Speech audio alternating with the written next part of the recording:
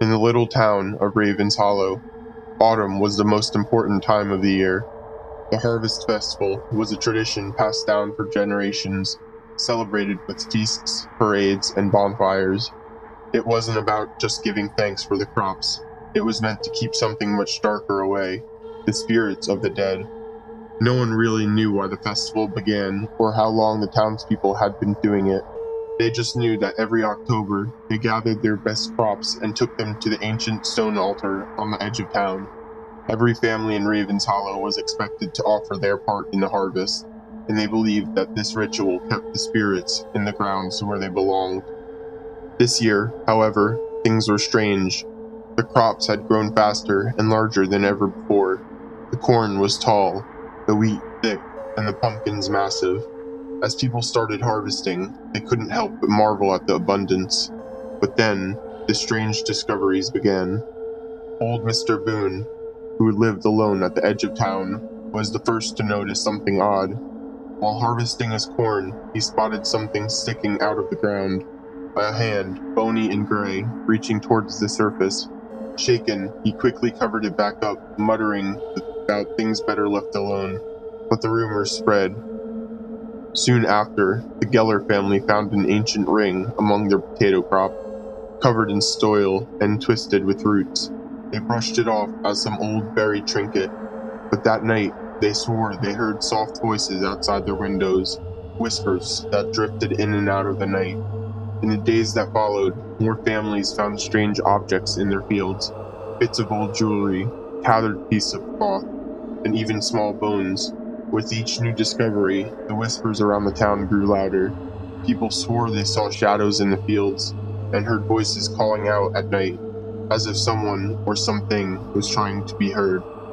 Emma Reeves, a young woman who'd recently moved back to Ravens Hollow to care for her grandmother, noticed how fearful everybody seemed. Her grandmother, who was usually sharp and lively, spent her days mumbling about keeping the dead in their place.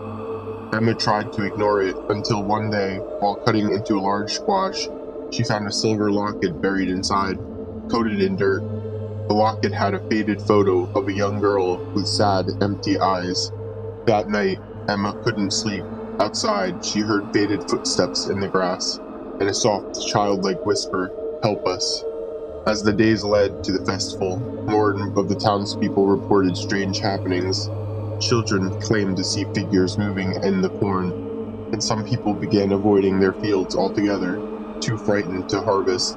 Yet, out of tradition of fear, the townsfolk went ahead with their festival preparations, knowing that to skip the festival was to tempt the spirits. Finally, the day of the harvest festival arrived. The townspeople gathered, dressed in their best clothes, filled the air with the scents of cider and roasted vegetables. Each family brought their crops to the altar, and as always, Mayor Aldridge gave the final speech, placing the biggest pumpkin of the harvest on the altar and leading the town in a prayer for peace. But as he finished, a low rumbling shook the ground. A giant pumpkin split open on the altar, revealing bones mixed with dirt. The townspeople gasped, backing away as a whispering sound grew louder around them. It was as if the voices were coming from every shadow, rising into the night air. "We are here, we are owed." Emma's heart raced as she looked around. She remembered her grandmother's words, something about what lies beneath. A horrifying thought took shape in her mind. The festival wasn't about giving thanks for a good harvest. It was an ancient ritual meant to keep the dead buried, to keep them silent. Long ago, the town's founder, Simon Raven, had made a deal with the spirits of the land. He'd promised them offerings to keep them at rest, hiding beneath the soil. Over time, that deal had been forgotten, but the spirits never left. Every October, the townspeople had unknowingly paid their dues by giving up their best crops, not realized they were feeding the restless dead. But this year, they had disturbed the balance. By harvesting too much and uncovering the remains, they had woken the spirits. Suddenly, shadows began to form around the festival grounds, shapes that looked like figures dressed in ragged clothes. Skeletal faces stared out from the darkness, their empty eyes fixed on the people. The whispers turned into a chilling chant, "Release us, to return what's taken." Panic swept through the crowd. People tried to flee, but the spirits closed in, their bony hands reaching out, their whispers growing louder. Emma turned to her grandmother, grabbing her hand. "What do we do?" Her grandmother's face was filled with sorrow and fear. "We must give them what they need, return what was taken." Emma and the others ran back to the altar, piling props, jewelry, and whatever they had on hand, trying to appease the spirits. As she dug through her pockets, Emma pulled out the silver locket she'd found and placed it in the center of the pile, thinking of the sad girl in the photograph. The ground trembled, and the altar swallowed up the offerings, dragging them down into the soil.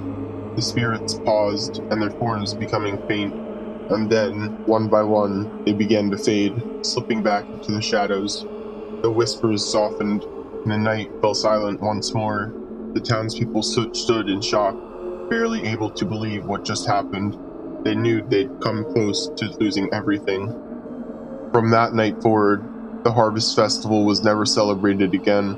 Instead, the people of Ravens Hollow left part of their crops untouched each year, letting the fields grow wild as a way to honor the spirits buried below. The untouched land became known as a resting ground, a reminder of the pact the town had made long ago. Every October, the people of Raven Hollow would hear soft whispers in the night, quiet voices, like the wind moving through the fields.